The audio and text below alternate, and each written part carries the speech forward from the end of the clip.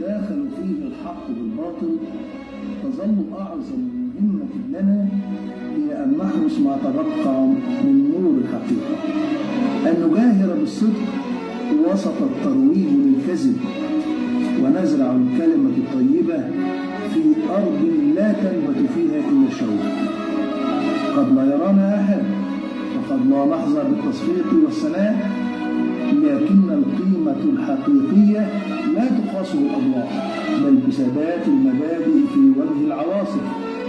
فلا تدع اليأس يطفي نورك، كن النجم حين يغيب، والجودة حين تنسى، والتغيير حين يظن الجميع أنه مستحيل. هناك قليلون من يتحدثون بذكاء، ولكن هناك كثيرون من يظنون أنهم أذكياء. لم ترى النجوم إلا في الظلام، ولم ترى الرجال إلا في المواقف. كل الأشخاص حولنا بذور نجهل نوعها، لكننا نكتشف حقيقتهم عندما نزرعهم في حياتنا. قد يصبحون وردا يعطر أيامنا أو شوكا يؤلم قلوبنا. كل شيء سيرحل إلا الخير، يظل مغروسا في النفوس الصافية. فهنيئا لمن يزرع الخير بين الناس، فنقاء القلوب ليس غباء، وإنما فطرة يميز الله بها من أحب. وقالوا لا تستهينوا بكلمة طيبة تطلقها في عتمة أحدهم، وربما كانت هي الشمس التي انتظر شروقها طويلا. الكلمات ليس مجرد أصوات، بل هي بذور تزرع في الأرواح. فاحرص على أن تزرع وردا.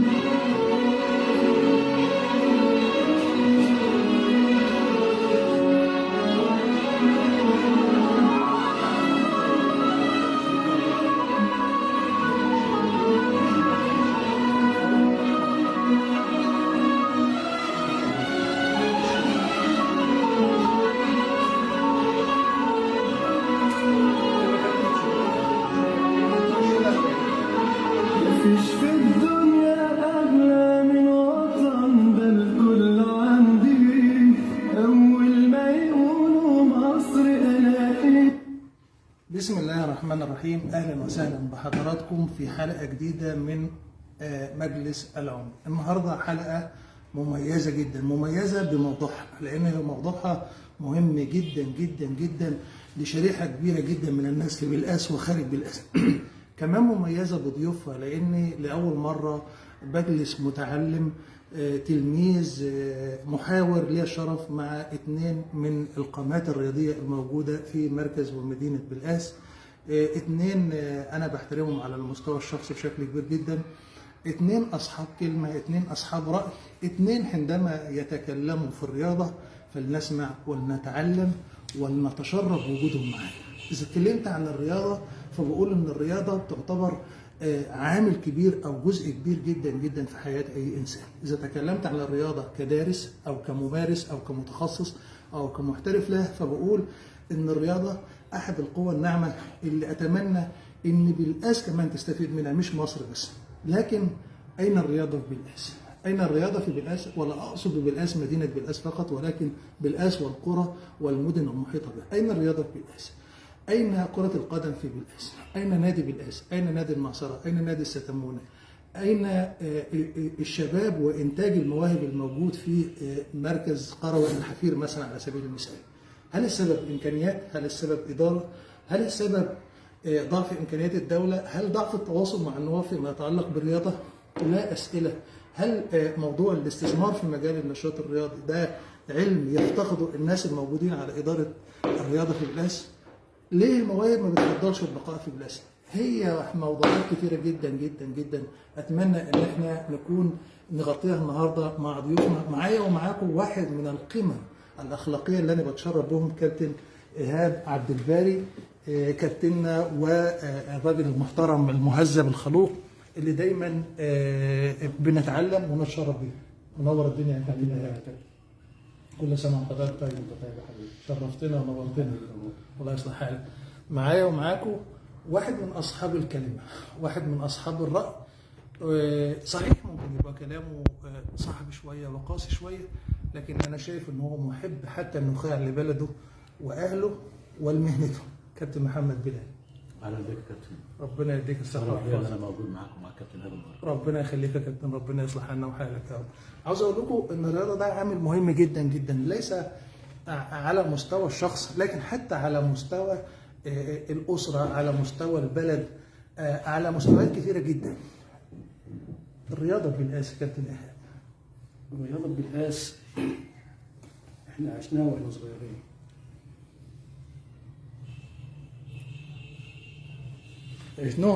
هل في رياضه بالقاس؟ لا توجد رياضه بالقاس الان. لكن في حقبه الاستاذ المحترم اللي احنا طبعا بنشكره وبنحييه، الاستاذ محمود المغازي. انا كنت شايف خليلة نحل في مركز شباب بالقاس. كان في العاب السله واليد والطايره والقدم وتنس الطاوله والمصارعه وايقاف الاثقال. كل الالعاب كانت موجوده وكل النشاطات كانت موجوده، كانت نشاطات فنيه كانت موجوده. بعد الاستاذ محمود المغازي جه الاستاذ المرحوم كمال عبد العال ربنا يرحمه. كانت نفس الرياضه موجوده يعني. جه بعد كده الكابتن عبد الحكيم الشربيني ربنا يطول في عمره. بعد كده الكابتن علي تاج. من بعد الكابتن علي تاج والرياضه تدهورت في نادي بالقاس. وطبعا كان برضه اللي كان عامل النشاط ده كله برضه الكابتن حمدي الله ربنا يطول في عمره. بعد كده لما سافروا للسعوديه الرياضه انتهت وما عادش بيطلع نجم واحد. كل نجوم بالقاس طلعت من مركز شباب بالقاس. معظم نجوم الرياضه في بالقاس من اول عبوده دوابه، كل النجوم لبيب، كل النجوم قادر حسن، كل النجوم طلعوا من مركز بس حضرتك بتتكلم على الكوره، بس انا بتكلم على الرياضه بمفهومها الواسع. بكلمك على السله. انا اتكلمت في الاول قلت السله يد. احنا على فكره انت يمكن ما تعرفش ان بالقاس لعب كره يد ممتاز، ولعب كره سله دوري ممتاز، ولعب كره قدم دوري ممتاز. المركز الوحيد في مصر كلها اللي لعب الثلاث العاب دوري ممتاز مركز بالقاس. ولكن بعد القمم اللي انا قلت لك عليهم دول الناس الافاضل ديت مفيش كوره بالقاس، مفيش سله، مفيش يد، مفيش اي حاجه بالقاس. ايه الاسباب؟ ممكن نتكلم فيها. اذا تقييمك للرياضه عموما في بالقاس مفيش شويه معلش دلوقتي حاليا شويه ارزاقيه، شويه عيال ما لهمش في الكوره عاملين اكاديميات ينصب على اولياء الامور، واخد بالك؟ دي لا فائده، مفيش انتاج. انا عاوز اقول للناس لو عايزين تحطوا ايدكم على الجرح الحقيقي للرياضه في بالقاس اسمعوا الكلام ده واسمعوا الحلقه دي، لان هي حلقه مش هتتكرر كتير، لان الناس دي اصحاب راي فعلا ومش اصحاب مصلحه، اصحاب كلمه حق وهيتكلموا كلام حق دون المساس باحد.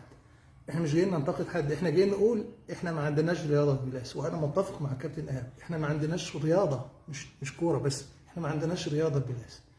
في رياضه في بالقاس؟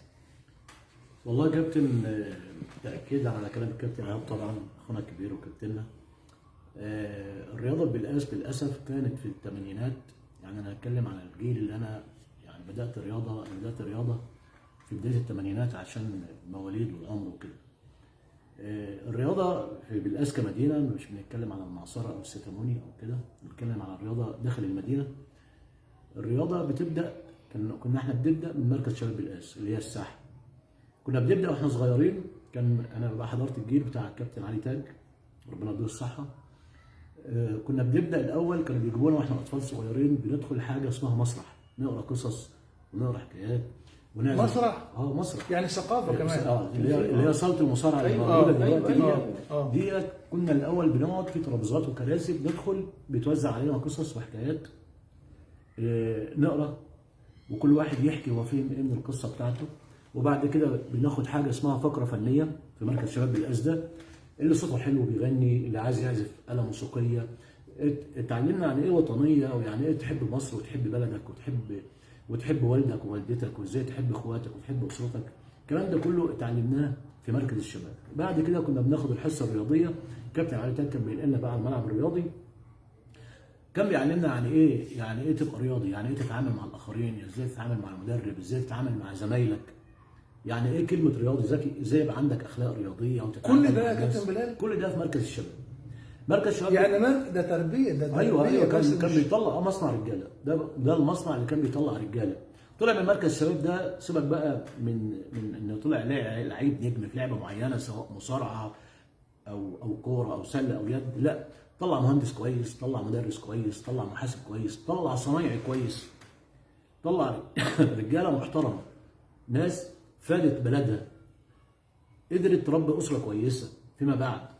انما دلوقتي لما انعدم دور مركز الشباب في المدينه هو اللي اثر. دلوقتي تشوف الشباب دلوقتي شباب مش عاجب حد، لا سلوكيات ولا طريقه في الكلام، بقى شباب مادي، يعني مش عارف يعني ايه، يعني اهم حاجه عنده ان انا عايز 1 2 3. طب هتجيب 1 2 3 دي ازاي؟ مش مشكله، هو عايز اسرته او والده يجيب له، والده بقى قادر او مش قادر خلاص، طبعا كل دي من التربيه والنشأ. فاكيد مركز الشباب كان له دور مهم جدا في تنشئه المجتمع، وازاي يطلع رجل صالح يقدر يفيد بلده ويفيد وطنه. الدور ده انعدم. الكلام ده انا حاسس ان اللي حضرتك بتقوله ده بيسبب في نفسي مراره، والله بيسبب في نفسي للاسف يا مرارة. كابتن، ما هي دي الحقيقه، هي دي الحقيقه. مركز الشباب دلوقتي للاسف احنا في الانتخابات الاخيره ديت حاولنا ان احنا نصحح، ودعمنا حد رياضي بكالوريوس تربيه رياضيه وشغال في الشباب والرياضه، وقعد فتره كبيره كمدير تنفيذي للساحه، فالمفروض ان هو جوه المطبخ. فلما طلع سن المعاش احنا كلنا وقفنا جنبه. اللي هو مين يا كابتن؟ الاستاذ احمد علام. اه وقفنا جنبه. انا شخصيا على قد قدراتي وقفت جنبه ودعمته، سواء على الميديا في الفيسبوك، على مستوى المدينه، لان هو نفسه ما كانش عاوز يترشح. ده انا والكابتن احمد الشيخ اللي كلمناه ودعمناه على الفيسبوك، واقنعناه بفكره ان هو لازم احنا نستفيد منه في المكان اللي هو المفروض قضى عمره فيه. للاسف برضه كان في ناس ضده، والناس دي حذرتنا واحنا كنا ضدهم، ودعمناه لغايه ما الاستاذ احمد جه في الانتخابات بصعوبه يعني. كان في ناس كتير ضده، انما هو قدر ان هو يجتاز المرحله ديت. قلنا بقى ان هيبقى عهد جديد في الساحه وفي مركز الشباب، ان هو يقدر يعمل الانشطه الثقافيه والانشطه الاجتماعيه، يقدر يعمل رحلات زي زمان لما احنا كنا بنروح راس البر وجمصه لما احنا كنا صغيرين. هل الامر ده تم؟ ما عادش في كلام لا للاسف هو ما عملش حاجه يعني. هو قعد الدور اربع سنين يعني قربوا ينتهوا. كل اللي هو عمله ان هو كان داخل انتخابات على 185 عضو، دول اعضاء الجمعيه العموميه في الساحه. كل اللي هو عمل 200 عضويه. العضويه في الساحه كانت ب 10 جنيه، هو عمل 200 عضويه لنفسه، يعني جمعيه موازيه. وبعد كده رفع الجمعيه، خد قرار كمجلس اداره، خد قرار رفع الجمعيه من 10 جنيه. لما تيجي تعمل عضويه جديده كنت تدفع 10 جنيه تبقى عضو جمعيه عموميه في الساحه. هو خد قرار ان العضويه بقت ب 100 جنيه بعد ما عمل 180، بعد ما عمل هو 200 عضويه جمعيه موازيه للجمعيه، عشان يضمن بقائه، عشان يضمن ان هو في الانتخابات مدى الحياه طول ما هو عايش. طبعا حاله زي حال نادي بالقاس، زي حال المؤسسات الحكوميه اللي بتخضع للانتخابات في معظم الاقاليم، الحاجات اللي الوزاره مش شايفاها للاسف، اللي ما فيش فيها رقابه على الجمعيه العموميه. انا عاوز اقول ان الكلام اللي الكابتن بلال بيقوله كلام قد يبدو مؤلم، لكن هو عين الحقيقه. واذا اردنا الاصلاح فعلينا ان نواجه نفسنا بالمشكله الحقيقيه واصل المشكله. مجموعه من الكوادر الموجوده بالقاس ملهاش دور، لكم دور؟ كابتن احمد عبد الباري اخويا، بس ما كانش ان اخويا يعني، راجل بكاسة تربيه رياضيه، مدرب نادي بالقاس، لاعب نادي بالقاس، درب في نادي العين على مستوى البراعم، خد محاضرات من مدربين عالميين زي هودر جوت، زي ميشيل بلاتيني، ميشيل مدربين كبار يعني، ورش عمل ودورات تدريبيه. اين هو الان؟ محدش في مجلس الاداره قاعد بقاله 8 سنين في بالقاس بعد ما رجع من السفر، محدش خد رايه مره واحده، محدش قال له تعالى امسك مدير قطاع الناشئين. واخد بال حضرتك؟ مين مدربين نادي بالقاس دلوقتي؟ اراهنك لو في واحد لعب في نادي بالقاس الرياضي مثلا، وصل لفريق اول او مثلا معاه في كاس تربيه رياضيه، ما لعبوش حتى، يمكن يعني كله بيلبس شورته في هند، لكن ما لعبوش في النادي. ازاي هيديني؟ ازاي هيدي اللعيب؟ ازاي يعمل وحده تدريبيه؟ انا كلاعب كوره اقدر امسك فرقه؟ مش ممكن، لازم اكون مؤهل. يا جماعه انا لما يكون لي ابن لما يكون لي ابن ليا ابن بوديه لاحسن مدرس، بوديه لاحسن مدرسه. ايه فايده الرياضه؟ يعني ايه فايده الرياضه للمجتمع؟ انها بتربي نشء وبتنمي كابتن بلال وجع قلبي لما قال انا كنا والكابتن علي تاج والتثقيف والتربيه. احكي لي كده الرياضه زمان ايامكم كده. الرياضه زمان، انا عايز بس اشكر، بقول لك تاني مره الله يمسيه بالخير الوقت حاليا موجود، اللي ما حدش ياخد رايه استاذ محمود المغازي. انا شفت بقى وثب طويل، وثب عالي، الجله، السله، الطايره، تنس الطاوله، الحديد، رفع الاثقال، كره اليد، كل الالعاب كانت موجوده. كنا بنروح الصبح، يعني انا قصدي كانت خليه نحل. يجي في الصيف يجوا مدرسين طلبه التربيه الرياضيه، اذا كان استاذ صبري سرور، ميمة انيس، واخد بالك، الله يرحمه الاستاذ محمد الديب، دول يجوا في الصيف ياخدوا يجيبوا لنا الناشئين، الناشئين بالقاس كلهم، اطفال بالقاس كلهم يجوا يتدربوا في الساحه وينقوا المواهب منهم. لازم ننمي. انتوا كنتوا مؤهلين، الناس دي كانت مؤهله يا كابتن هاني. مؤهله، بقول لك كلهم تربيه رياضيه، طلبوا تربيه رياضيه. طلبت ايه؟ تربيه رياضيه. الميزانيه كام يا كابتن؟ 600 جنيه في السنه. وكان كل الالعاب دي وكل المدربين دي، كابتن حكيم الشربيني، كابتن علي داك، كابتن حمدي بلاوي، كابتن ممدوح المعاطي. هل في استفاده نادي بالقاس من المتخصصين في مجال التربيه الرياضيه دلوقتي؟ ولا واحد. ولا بيسموهم مدرسين العاب؟ لا، ولا مدرسين العاب، ولا لهم لازمه. قسما بالله. طب الخلل فينا يا كابتن هاني. سواقين توك توك موجودين بيدوروا في النادي. قول تاني كده للناس كده. سواقين توك توك بيدوروا في النادي. انا بقولها لك انا. بلال فين؟ او بلال فين؟ بره النادي. حتى لو في بينك وبينه اي مشاكل ملهاش دعوه.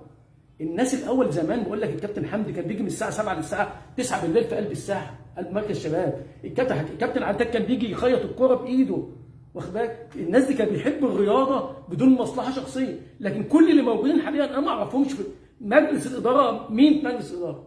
كلهم شخصيات محترمه. انت فين من مجلس الاداره؟ ولا اعرف اي حاجه عن مجلس الاداره. طب الاداره. انت ليه ما ترشحتش في مجلس الاداره؟ انا لو قادر اعمل حاجه اترشح، مش قادر ما اترشحش. لو انا عندي حاجه معينه هعملها انت ما لقيتش تشجيع؟ مفيش. هتدخل مالكش دور. مالكش دور. الجمعيه العموميه هي اول مساوئ. اللي هقول لك حاجه، السبب الكوارث دي كلها الجمعيه العموميه. الجمعيه العموميه بتتسحب، بتيجي بحبل. طب دي مشكله مين؟ يعني مشكله مين؟ مشكله الجمعيه العموميه اولا، مشكله اللي كمان هقول لك لازم القطاع الخاص والقطاع العام لازم يندمجوا مع بعض، ويبقى في حاجه معينه. لازم نهتم بالمواهب. المواهب دي لازم نهتم انا اهتم بموهبه ازاي اذا كان هو مدرب غير مؤهل اصلا؟ ايوه، ما لسه راح اقول لك لازم ننمي المدربين. هقول لك مدرب غير مؤهل. طب هقول لك حاجه، يهتم بموهبه ازاي؟ هيعرف ان ده اقول لك مجلس الاداره جه للكابتن احمد عبد الباري قال له تعالى ندينا مثلا، انت عايز تجيب مدربين معينين، انت عايز تجيب مدرب ما لعبش كوره، اجيب له واحد بقى عشان يعمل له برنامج. هو الكابتن احمد ما راحش ليه؟ هيروح لوحده. يعني الكابتن احمد ما راحش مثلا، يعني يعرض نفسه، ولا هم اللي يجوا يقولوا له مش عايز حاجه، هو مش عايز فلوس، مش محتاج فلوس. لكن حد يجي يقول له تعالى ادوم ورشه عمل، تعالى ادوم محاضره كل اسبوع، ثقفهم. مفيش حد. بقول لك هم عايزينها كده، هم عايزينها كده. طب لصالح مين كده؟ مش عارف، انا مش عارف لصالح مين. طب اقول لك حاجه، احنا لازم قاعده الناشئين، القاعده يا جماعه، الاساس لازم تجيب. لا هقول لك حاجه، نادي زد بيجيب مدربين مين من بره؟ لمين؟ لقاعده الناشئين. ما لسه جايب بدر رجب تقريبا. انا بقول لك المسؤولين مين؟ اجانب. مدربين الناشئين كلهم اجانب. تعالى النهارده مثلا نادي الوحده، اهتم الشيخ سعد الله يرحمه بن زايد لما جه يهتم بقاعده الناشئين، عمل ايه في نادي الوحده؟ اهتم بقاعده الناشئين، عمل دورات دوليه، كان يجيب الاهلي والزمالك وإي ميلان صح؟ عمل فرقه في النادي الوحده، ما عملش فرقه. كسروا الدنيا ولا لا؟ هي انت ابني ولادك صح، وابني القاعده صح، وهات لهم احسن مدربين. ما تجيبلهمش مدرب بتاع يقول لك انا ما عنديش امكانيات. ما فيش بدون امكانيات. غزل المحله كان هيكسب الاهلي بدون امكانيات. الواد كان بيلزق الجزمه بالصابونه باين ولا بايه؟ صح ولا لا؟ ده حصل. بهدول الاهلي ولا لا؟ بالملايين بتاعتهم. مش موضوع الفلوس. الفلوس بتيجي. ما اقول لك حاجه، السنه دي نادي بالقاس جاله ايه؟ 400,000 رعايه مصطفى فتحي، نص مليون من مستثمر، ايه من وزاره، ايه من محافظه، ايه مش عارف ايه من ايجار الملعب لمحمد شريف 150,000. كتير، دخل كتير كبير يعني، مش صغير. لكن انت بتجيب صح، عندك مدربين صح، عندك ليه لما اللي بيعمل اللي بيربي فراخ، اللي بيربي مش بيجيب كتكوت بعدين يبقى فرخه، بياخد ياكل ويبيع الباقي، صح ولا لا؟ صحيح. فانت ربي نشء. في لاعب في دلوقتي في الناشئين اسمه باين اسلام، عايز بيتباع ب 150 جنيه و 150,000. ما انت لو كل سنه بتطلع لك 2 ناشئين هتبيعهم ب 150 200,000 هتصرف على الفرقه. عاوز اقول ان الاداره، الكلام اللي انا بقوله ده مش موجه لحد، وكلام كابتن ايهاب هو برضو من المحبه، ممكن قد يكون عتاب، قد يكون لوم على مجلس الاداره او على القائمين على الرياضه عموما، لكن احنا عايشين فعلا في حته ما فيش حد بيتكلم فيها كتير، يمكن كابتن بلال شويه بيتكلم فيها وحيدا، لكن احنا فعلا محتاجين نادي بالقاس او محتاجين الرياضه بالقاس تنتشر بشكل كبير جدا. الموضوع مؤلم جدا يا جماعه، احنا ما عندناش رياضه في بالقاس، احنا نعاني من واقع مؤلم يا جماعه. ابنك قد يكون موهوب، ممكن يبقى يعدي لعيبه كبيره جدا دوليه، وممكن يضيع بسبب واحد جاب مدرب غير مؤهل، ومدرب اصلا يعني ممتهن المهنه. فخلي بالكم، لان احنا الكلام ده انا بقوله مش لمجلس الاداره، انا بقوله لكل الناس المهتمين وكل اولياء الامور اللي عنده شاب وممكن يبقى كويس. خلي بالكم، كل اللي بيسمعني ممكن ابنك ده يبقى موهوب مش في الكوره بس، لكن ممكن يبقى موهوب في الملاكمه، في المصارعه، في كمال اجسام، في حاجه كبيره، ويبقى هو المانجا لك، ويبقى مانجا من الذهب بالنسبه لك. الكلام اللي احنا بنقوله ده بندق ناقوس خطر، احنا في مشكله كبيره جدا في بالقاس، ما عندناش رياضه في بالقاس. في عتاب ونصيحه لو سمحت. اتفضل. عتاب بتاعي لاخويا وحبيبي وصديقي وزميل ملاعب احمد علام. اتفضل. استاذ احمد علام، انت لو انت راجل يعني مهتم بالسياسه تخليك في السياسه. الرياضه لها ناسها. مش ممكن يكون في مركز شباب بالقاس 14 فدان خرابه مش مستفيدين منه، شباب بالقاس مش مستفيد منه. المركز الشباب ده كان بيطلع ابطال في السله وفي اليد وفي الطايره وفي كره القدم وفي كل الالعاب، وفي الحديد طلع ابطال عالم، في المصارعه طلع ابطال عالم، واخد بال حضرتك؟ فلازم نفتح المركز شباب بالقاس لجميع شباب بالقاس الصغير يجي يتمرن في الملاعب دي. النصيحه بتاعت لاولياء الامور، الاكاديميات دي كلها كذبه. ده احنا لسه هنتكلم في الاكاديميات. ما انا بقول لحضرتك ده موضوع كبير. ان ابنك يلعب في 10 في 20 متر في كوره كبيره، اللي بيعرف اللي ما بيعرفش عمره ما يتعلم كوره. الشارع بيعلم، الشارع اللي علمنا الكوره، بعد نروحنا بنسقط الموهبه بتاعتنا في مركز شباب بالقاس، بعد كده بنروح النادي. هي سلسله. انا عاوز اقول ان الواقع مؤلم، وخير ما يتكلم عن الالم الراجل ده، لانه قد يكون مهموم قوي بحالنا في الرياضه بالقاس، ممكن يكون مهتم مركز على الكوره شويه، لكن انا مؤمن بان الرياضه بمفهومها العام في بالقاس في وضع صعب جدا. المواهب راحت. هل المشكله مشكله اداره، ولا مشكله امكانيات، ولا مشكله مستثمرين، ولا مفيش اهتمام حتى من الناس، ولا مشكله شخصيه بينك وبين حد؟ انا عايز برضه يا كابتن عماد اوضح ان احنا مش من لما بكتب او بنطلع في بث مباشر مع حضرتك او مع حد تاني، القصه مش قصه ان احنا جايين نهاجم حد او جايين نتجنن على حد او نقول كلام هو مش موجود. احنا بنيجي بس كل اللي احنا بنعمله ان احنا بنوصف الواقع، بنقول حقيقه. اي كلمه انا بتكلم قلتها او اي كلمه كتبتها على صفحتي لو غير حقيقيه يطلع الطرف اللي انا بتكلم عليه يقول لا دي مش حقيقيه بدليل كذا كذا كذا كذا. لما بنتكلم على الاستاذ احمد علام في الساحه مركز الشباب، او بنتكلم على الاستاذ احمد سالم في النادي، احنا بنتكلم عليهم على اساس ده رئيس المنظومه، رئيس مجلس الاداره في مركز الشباب او رئيس مجلس الاداره في نادي بالقاس. طبعا احنا عارفين ان مجالس الادارات عندنا في جوه المدينه في مركز الشباب وفي نادي بالقاس هو الاداره يعني الرجل الاوحد هو اللي بيدير، لان بقيه المجالس بتبقى حاجه صوريه. يعني احنا مثلا مركز شباب بالقاس ما شفناش مره حد من اعضاء مجلس الاداره مع الاستاذ احمد علام متواجد في مركز الشباب، ولا بيلف على ملاعب، ولا بيبص على حمام سباحه مقفول بقاله اكتر من 6 سنين، بقى شكله الوقت بقى محطم اكنه قايل للسقوط. اكيد كل الابنيه اللي جواه والمنشاه من جوه اكيد اتهدمت، كان في مغطس وفي ساونا وفي حمام سباحه، بعد 6 سنين اكيد العنكبوت والخراب عشش فيه. طيب الاستاذ احمد علام كان وعدنا ان هو حمام السباحه ده بعد اسبوع ولا اسبوعين من نجاحه قلنا يفتحه، فات 3 4 سنين ما فتحوش. هو دلوقتي بيتكلم ما ان هو خد اتكلمتوش حكم. ليه؟ ما اتكلمتوش ليه؟ والله بنتكلم يقول لك الاسبوع الجاي. يعني في مره من المرات من حوالي 3 سنين قال لي احنا خلاص هنفتح الحمام السباحه، بس انا مش عايز اعلن عشان ما حدش من اعضاء مجلس الشعب ينط على الموضوع ويقول ان انا اللي جبت الموافقات بتاعته. طيب النتيجه ايه؟ صفر، حمام السباحه لسه مقفول. طيب الملعب الرئيسي اللي كان منجم نجيل طبيعي بقى الوقت عباره عن بركه من الرمال، ما عادش ينفع.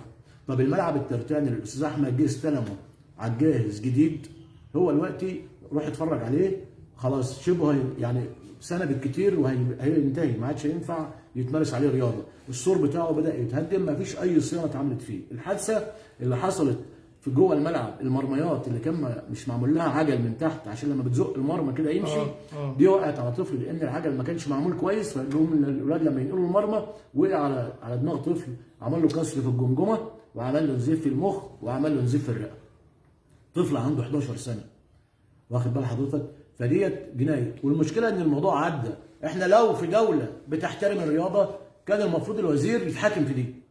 مش هقول لك بقى رئيس مجلس الاداره ولا وكيل الوزاره، الوزير نفسه المفروض يتساءل في دي. ازاي منشاه حكوميه ما يتعملش للملعب صيانه لدرجه ان احنا نوصل ان حاجه تقع على دماغ طفل؟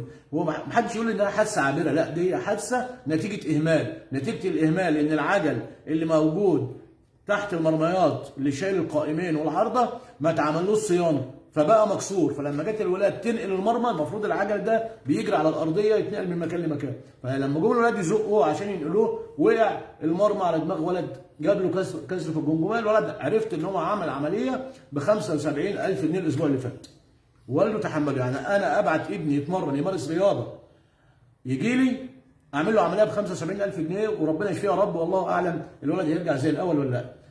ازاي حاسه زي ديت تعدي مرور الكرام؟ لا رئيس مجلس اداره يتساءل ولا وزير يتساءل ولا وكيل وزاره يتساءل. عادي جدا، ارواح الناس بقت رخيصه كده، ارواح ولادنا بقت عاديه، محدش يتساءل. ده المفروض الوزير يتساءل فيها. ادي نقطه. طب احنا مش بنهاجم حد. لما بنهاجم مجلس اداره نادي بالقاس هي الاداره، الراجل الاوحد سوبرمان احمد سامي هو بيدير وبياخد قرارات من غير ما يرجع لمجلس اداره. هو لما يحب بس يرفض حاجه يقول لك ايه؟ اصل انا معايا مجلس اداره بيدير. لا مجلس اداره بيدير ولا حد بيروح ولا حد مهتم. طب ليه انتم ما عملتوش مش انتوا جمعيه عموميه يا كابتن بلال؟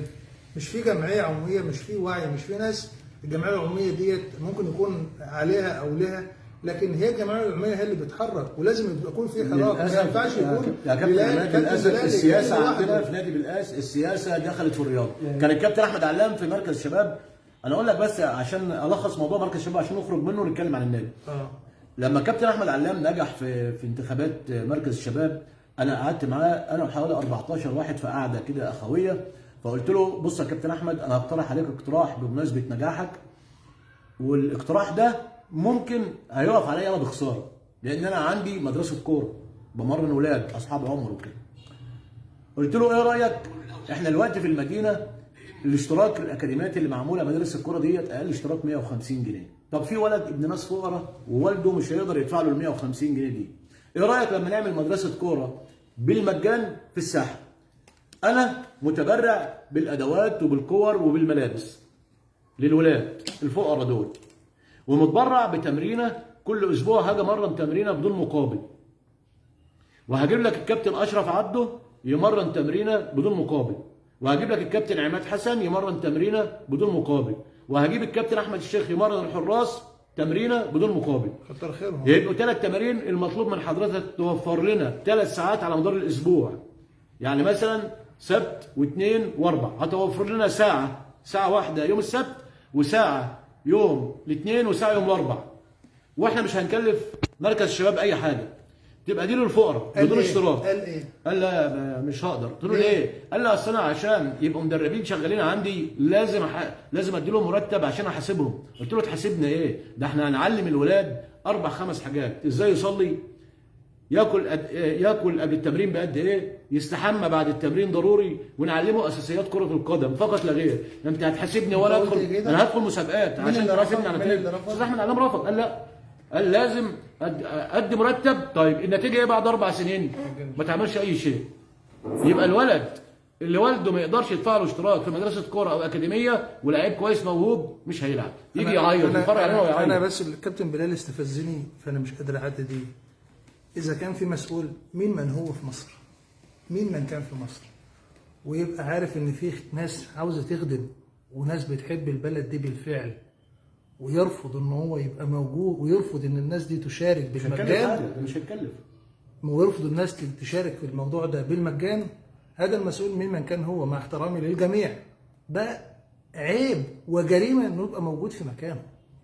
اي حد يرفض الخير للبلد دي ولشبابها وللمواهب بتاعتها، والراجل المحترم اللي بيتكلم ده يقول لك احنا نتبرع نشتغل، والراجل الثاني يقول لك ويجي واحد يقول لك يرفض الكلام ده، من كان هو؟ يا كابتن عماد، ده حرام علينا. وكل واحد، واذا كان هو في السياسه، هو ومن يعاونه ومن يعمل معاه، انا خصمهم ليوم الدين، ليوم الدين. من كان هو؟ البلد دي عمرها ما هتتصلح بكده، بالناس ديت، بالكوادر دي. اقسم بالله هتتسأل على الكلام ده قدام ربنا، والمواهب اللي انت بتموتها كل يوم دي والله هتتسأل عليها. هلخص بس الموضوع ده في نقاط محدده عشان اللي بيتفرج علينا يبقى عارف. اتفضل. نمره واحد، انا قلت له هجيب لك الكور والادوات والملابس مجانا، دي نمره واحد. نمره اثنين، هنمرن ببلاش. انا محمد بلال مدرب، معايا دوره السي ومعايا دوره البيت دوليه، مدرب معتمد، اشتغلت مدير فني للفريق الاول في الممتاز ب مع نادي بالقاس. كابتن اشرف عبده لعيب لعب منتخب مصر كلاعب، لعب على مستوى الدوري الممتاز مع فريق دمياط، معاه دورات تدريبيه، مدرب في نادي الجزيره بالامارات. كابتن عماد حسن راجل معاه دورات السي ومعاه دوره البيت دوليه، وهو مدرب ومسك الفريق الاول في نادي بالقاس. كابتن اشرف يعني مش جايب لك اي حد، هتحاسب مين؟ وبعدين هتحاسب على ايه؟ ده اكاديميه هنعلم اساسيات كره القدم وشويه اخلاقيات وسلوكيات للرياضي. هتحاسبني بقى على ايه؟ انا لا هلعب ماتشات ولا هليا نتائج ولا هبقى اول الدوري ولا هبقى في نص الدوري ولا اخر الدوري، بس هي حجه علشان ما يعملش. طيب بعد 4 سنين النتيجه ايه؟ النتيجه صفر. الملعب الترتان اللي عنده ده بيأجره بفلوس، زي اكن كافتيريا تدخل تشرب شاي تحاسب على الشاي وتمشي. ده دور مركز الشباب. وبعدين يقول لي ايه؟ اصل احنا مش عايزين ندخل السياسه في الرياضه. طب ما انت امين عام حزب الجبهه الوطنيه وانت رئيس مركز شباب الرياضه، هي السياسه حلوه ليك وحرام على غيرك. وبعدين ال 15 واحد اللي كانوا قاعدين يتكلموا، هو مين في القعده اللي هو اصلا في السياسه؟ احنا مش بتوع السياسه، احنا بتوع رياضه. يقول لك ما تدخلش السياسه في الرياضه، هو يقصد واحد بعينه، وتحديدا يقصد العميد سيد خشبه. طب ما العميد سيد خشبه ده انت بتاخده بالاحضان وبالبوس. لما بنيجي احنا كرياضيين نعمل شغل عشان هو صاحبنا تقول ما تدخلش السياسه في الرياضه؟ طب انت امين عام الجبهه الوطنيه، هو حلو ليك السياسه ووحشه لغيرك ولا ايه؟ انا بصرف النظر عن موضوع السياسه، ولكن حب الخير، بصرف النظر عن مين هو، رفض. انا مش قادر اتخيل ان في شباب محترم. احنا بنقول ان احنا ما عندناش رياضه، وانا كواحد يعني معلش انا اسف ودول اساتذتي كمان، لو انا لما اتكلم في الرياضه يعني لازم ناس كتيره تسمع، لازم ناس كتيره تسمع، لان انا درست ولعبت واحترفتها واشتغلتها، يعني ابن المهنه معجون فيها. اللي يكره الخير ويكره الرياضه ويكره ان الناس الشرفاء ولاد البلد عاوزين يمد ايدهم للخير وللناس وينقذوا شباب من ان هو يشرب مخدرات، ان هو ينحرف، ان هو ومجانا، ويحسين بالام واهات الناس واوجاعهم ويرفض. انا بشاهد عليك كل اهالي بالقاس وكل شعب بالقاس، وانت خصمنا الى يوم الدين، لان انت تسببت في موت ناس كتيره جدا ومواهب كتيره جدا. ده بنحط ايدينا على اصل المشكله. فكده غلط. انت كلامك كله صح، وانا بطالب سياده الوزير ان مركز شباب بالقاس يتفتح لشباب بالقاس، مش لتأجير ملاعب. الناس مفيش شوارع تلعب فيها، ده المنفذ الوحيد اللي يلعبوا فيه. مش ممكن كمان يبقى هو كمان يعني يتأجر. الشباب هيروح فين؟ هيروح للمخدرات، هيروح يسلك طريق وحش. احنا عايزين نمنع الحاجات دي من شباب بالقاس ومن شباب مصر. يعني نفسي كل واحد في مركزه يجري بسرعه الصاروخ زي ما الريس بيجري بسرعه الصاروخ. مركز الشباب يا كابتن طلع ابطال؟ لو مؤاخذه بس يعني الريس بيجري زي القطر واحنا قاعدين نجري زي السلحفاه. يعني لو احنا كلنا بنفس بنفس المنطق وبنفس السرعه بتاع الرئيس كانت البلد دي في حته ثانيه خالص. الراجل رفض ليه؟ الراجل رفض ليه؟ مش عارف رفض يا ابني وتهتني هنا، الراجل رفض ليه؟ ناس عاوزه تخدم الناس ببلاش. انا اول مره في الكلام ده.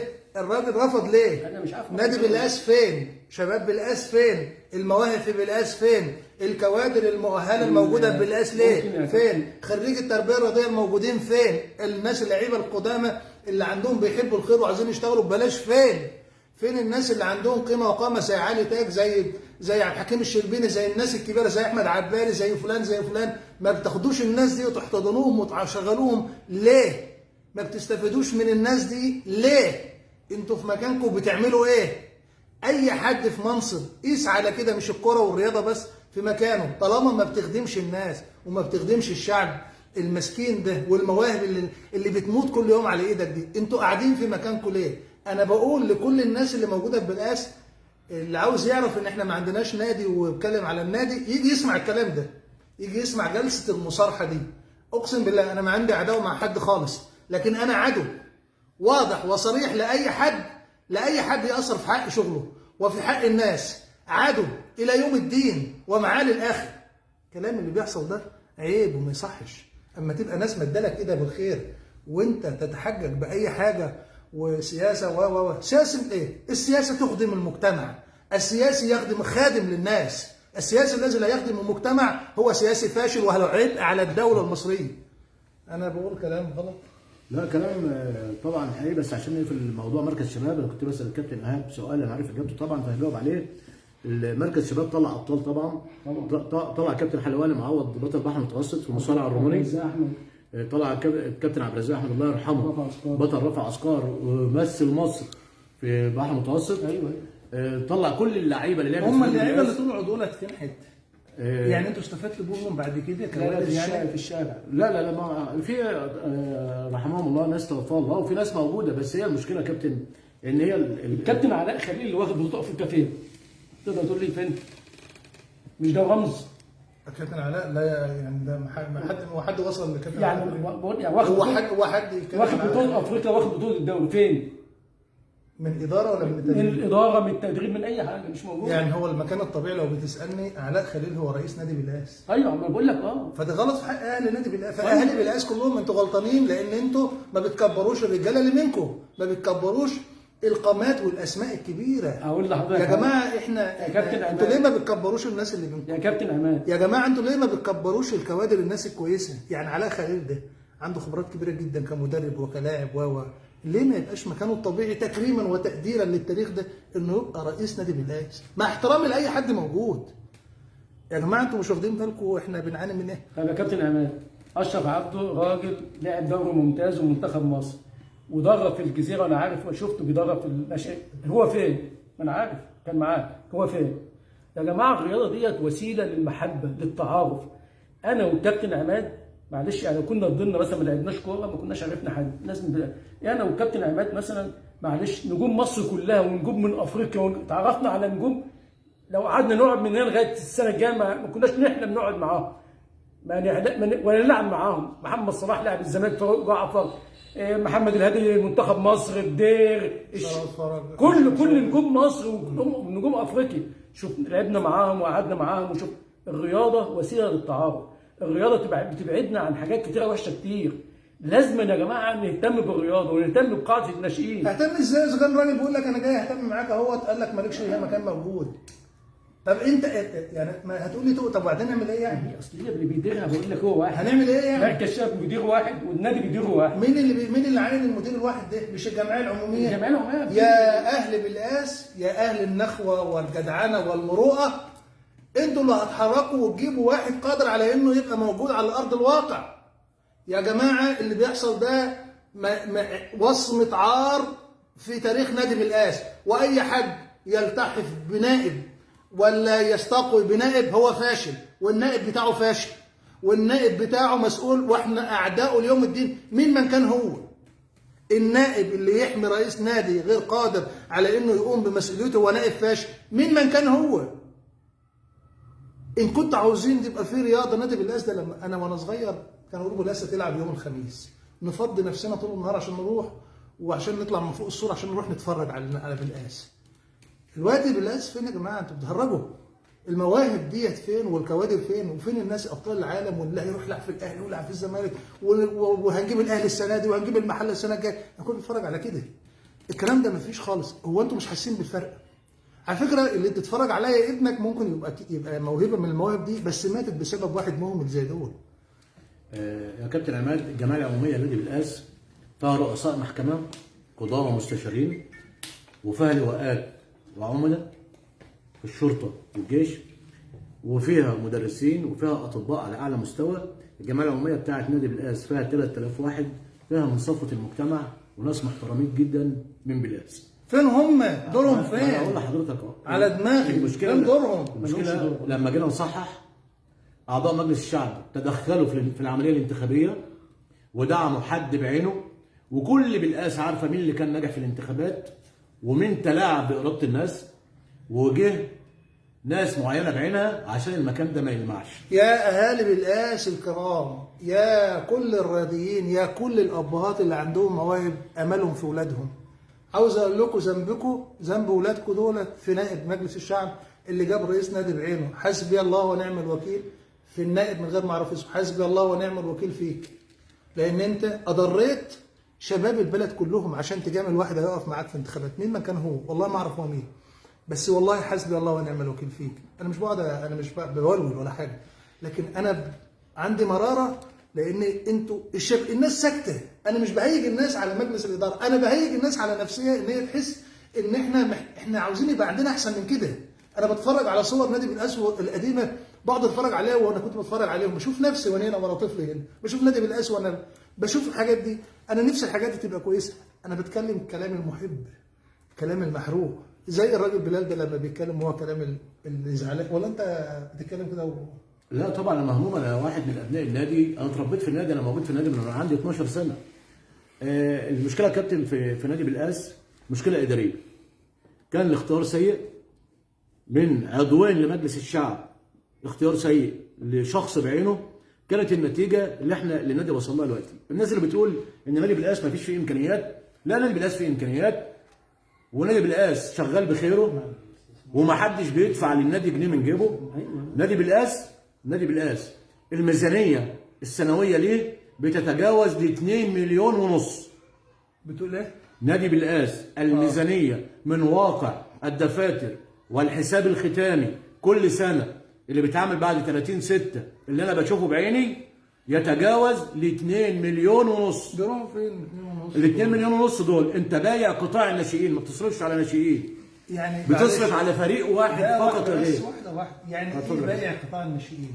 بايع قطاع الناشئين. يعني ايه بايع؟ رئيس النادي تحجج وقال ان انا ما عنديش امكانيات اصرف على الناشئين، يعني نلغيهم يعني ولا؟ فهو عمل ايه؟ جاب شخص وهو بيقول عليه مستثمر، انا بسميه تاجر، خد منه نص مليون جنيه في السنه واداله فرق الناشئين كلها. هو اداله فين بقى؟ اداله فين؟ هو مأجر ملعب فرعي في ملعب سمات طلخه عشان ابنك ده لما تحب تلعبه كوره في نادي بالقاس تروح النادي يقول لك روح في ملعب الفرع هيروح ازاي؟ تروح تقابل شخص مش من بالقاس يقول لك هات 10000 جنيه عشان اطلع لابنك الكارنيه. ليه ان شاء الله؟ لو انت معكش فلوس هتقلب وشك وترجع.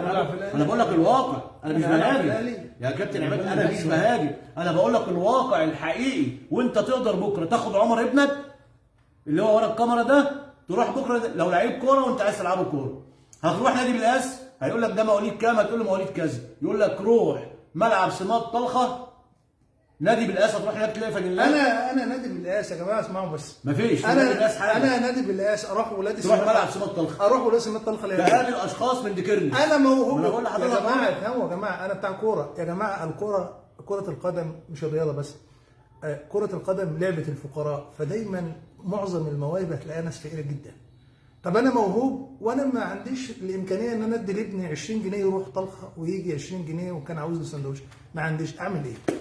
ما يلعبش. انتوا بتهرجوا يا جماعه. يا كابتن بتهرجوا يا جماعه. لما كملنا الرحله سنه كابتن عشان بس اللي بيتفرج علينا يبقى ايه يعني يطلع بحاجه ثابته. يعني بعد ما تدفع 10000 جنيه ادفع منين يا عم؟ ابنك استلم طقم مكتوب عليه شعار نادي بالقاس. بعد كده تيجي اخر الشهر عنده ماتش بره يقول لك ادفع 100 جنيه حق الاتوبيس.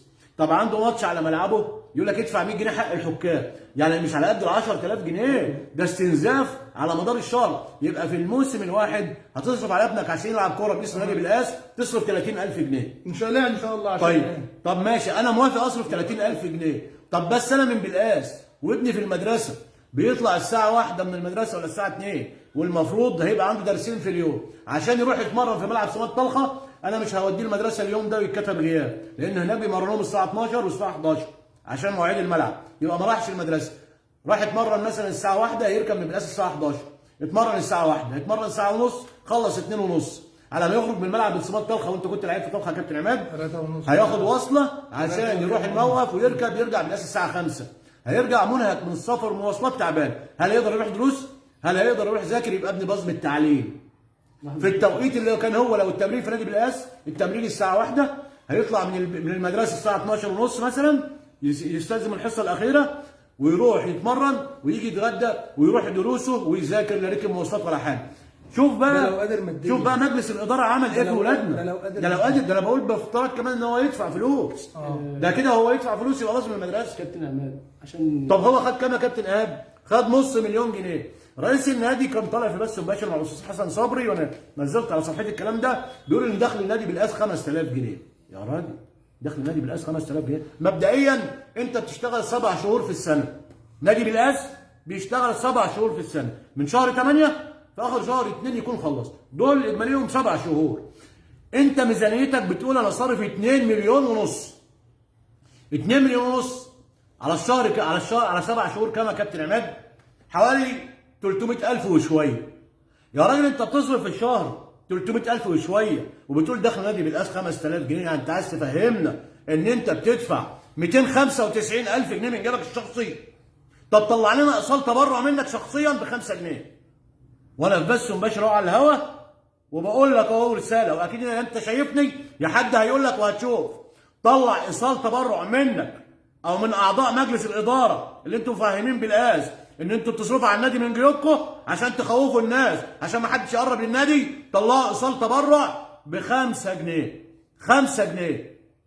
امال بتصرف 2 مليون ونص منين؟ نادي بالقاس بيصرف من خيره، الدوله بتدعمه بحوالي 300000 جنيه في السنه من اتحاد الكوره ومن الوزاره ومن المحافظه، واخد نص مليون جنيه من المستثمر، واخد من ميجا سبورت 150000 جنيه، واخد من مدرسه الكوره اللي بتتمرن في النادي الكابتن اسامه البدوي والمجموعه اللي معاه مديلك 120000 جنيه. ده مدرسه الكوره يا راجل بس لوحدها لو قسمنا ال 120000 جنيه على 12 شهر 10000 جنيه يبقى دخلك 5000 جنيه. انا مش عايز اغلط في بث مباشر واقول لك يا كداب يا مضلل. انا مش هقول دي عشان بث مباشر.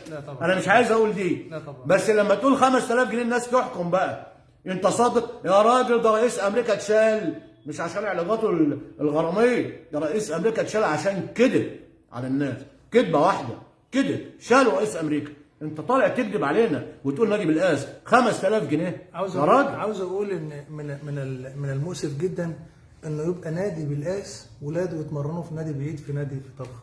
المبدا نفسه مبدا صعب جدا، واذا كان في مراره في كلام الراجل ده فهو المراره ديت انا عاوزها توصل لكل الناس عشان الناس تبدا تعرف فين الحقيقه. الكابتن احمد سالم رئيس نادي بالقاس له حق الرد، لكن المراره ومن غير المنطق ان احنا نشوف ان شبابنا واولادنا يروحوا يتدربوا في سمات طلخه. مش كده ولا طبعا كلامك صح، بس احنا عايزين عشان الناس تستفيد والنصيحه برضه النادي اذا كان هيسمع ويعمل بكلامنا، احنا لازم نطور البحث عن المواهب ونحتضن المواهب ديت. هتروح فين؟ لا بس لحظه يا كابتن، هتروح طلخه. لحظه بس اقول لك معاك اهو. ونحتضن المواهب ديت وندربها، ولازم نستعين ونأهل. مين اللي يجيبها المواهب؟ مجلس الاداره لازم يبقى في ناس كشافين زي زمان. الكشاف ما بقاش مدرب، الكشاف كشاف والمدرب، ولازم نعمل دورات للمدربين ونسكنهم. مين هم اللي يعمل دورات المدربين؟ المجلس الاداره مسؤول عن الكلام ده كله. كان بيقول لك الراجل بيوديهم طلخه، بيودي العيال الصغيره طلخه. احنا بنتكلم على اي حد هيجي بعد كده. هو مجلس الاداره في لعيب الكوره؟ في الكابتن احمد سالم كان حارس مرمى. ماشي، مين تاني لعيب؟ كان في تامر عطيه كان لاعب ناشئين في النادي برضه. ماشي. هل يا جماعه الباقي كله ما حدش يعرفه. بصوا يا جماعه، عاوز اقول لكم حاجه. ليس كل من لعب كوره ممكن يصبح مدرب. طبعا. ليس كل من لعب كوره ممكن يبقى يفهم في علم الاداره. الكرة دي يا جماعة أو الرياضة دي علم. علم كبير جدا. علم. أنت حضرتك بتقول كلام جميل قوي، أيوة. بس الكلام الجميل ده أنت بتقول لي أطلع مواهب، إذا كان هو الراجل جاب الناس هو الموهبة أو اللي ما بيعرفش يلعب كورة اللي معاه فلوس بيوديه يا طبعا. كابتن عماد، حتى البنيه التحتيه لازم يكون عندك بنيه تحتيه عشان الناس اللي هتتمرن فين. الراجل بيقول 2.5 مليون جنيه والراجل بيقول لك انا ما بوديهم طلخه، هيتمرن ازاي؟ ما يحط ال 2.5 في الملعب وابني مش عاوزين القطاع فريق. متباع اصلا، في نادي بيبيع القطاع بتاعه. طيب الراجل النائب بتاعهم اللي هو كده ده، انت راضي على الكلام اللي بيقولوه الراجل الناس ده؟ النائب ده انت راضي؟ انت راضي على اللي احنا فيه ده؟ انت راضي على اللي احنا فيه ده؟ انت مرتاح ضميرك ان انت باللي احنا فيه احنا مش ده؟ عاوزين نحط المشكله عند النادي. ما انا بتكلم النائب، ما هو ده انت النائب ما بيديرش. لا اسمعنا يا كابتن عماد، اسمعنا يا كابتن عماد بيقول مش عايزين نحط المشكله عند النادي. لا، هي المشكله عند النادي، لان النواب من ضمن سلطاتهم اللي القانون بيكفلها ليهم الرقابه. الثلاثه نواب بالقاس، اكيد انتوا عرفتوا من سنتين ان مجلس اداره نادي بالقاس باع قطاع الناشئين وراح طلخه، واولاد بالقاس ما عادوش بيلعبوا، واللي عايز يلعب يدفع في السنه متوسط 30,000 جنيه. سلطاتكم الرقابيه، ودي مؤسسه من مؤسسات الدوله المدعومه اللي الدوله بتبعت لها فلوس وموفره لها ملعب وموفره لها مدرجات وموفره لها مرفقات.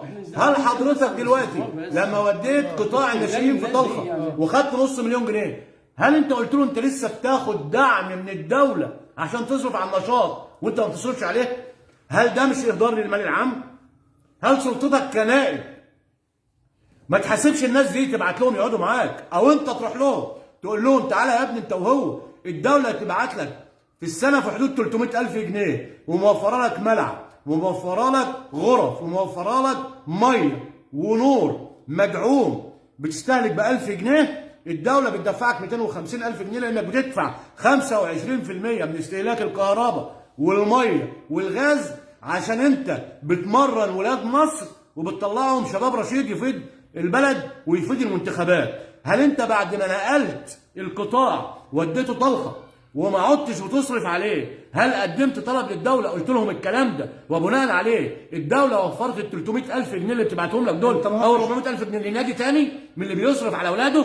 انت دلوقتي ولادك وديتهم لواحد تاني يربيهم، لسه هتاخد نفس الراتب اللي الدوله بتديهولك عشان تكفل ولادك وتربي عليهم، تاخد نفس الراتب تصرفه على مين؟ ما انت ما عادش عندك نشاط. وبعدين سؤال انا بوجهه لك دلوقتي، السنتين اللي الكابتن هيثم عرابي كان بيصرف على الفريق الاول فيهم، انت ميزانيتك في السنه الاولانيه 2,600,000 جنيه، والفريق الاول كابتن هيثم عرابي هو اللي كان بيصرف عليه.